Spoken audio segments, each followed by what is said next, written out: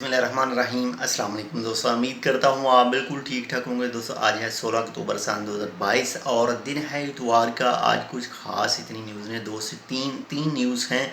तीनों ही मेन ही न्यूज़ हैं। नंबर 1 पर ही न्यूज़ है वो है रायल ओमान पुलिस की तरफ से कहा गया है कि वलायत शिनास के इलाके में 73 यानी आदमियों को गिरफ़्तार किया गया है जो गैर कानूनी तौर पर ओमान के अंदर इंटर होने की कोशिश कर रहे थे और उनको गिरफ़्तार किया गया। कानूनी कार्रवाई जो है उनके ख़िलाफ़ जो है वो की जा रही है, की जाएगी और ये एशियन नेशनलिटी के लोग थे।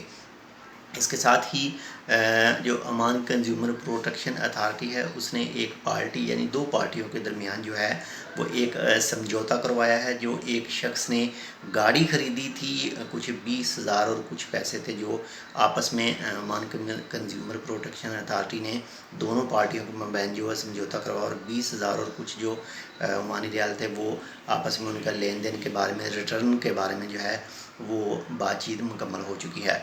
और इसके साथ ही जो ICC T20 वर्ल्ड कप है जिसमें नेम्बिया है नाम उनका, ये कुछ ऐसा ही है, उसने श्रीलंका को हराकर एक बहुत बड़ा जो है वो अपसेट किया है।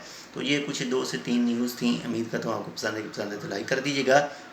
अगर आपने अब तक हमारे channel Tech With Urdu subscribe नहीं किया तो आप इसको सब्सक्राइब कर सकते हैं। मिलते हैं आपसे दूसरी अपडेट के साथ, तब तक के लिए अल्लाह हाफिज़।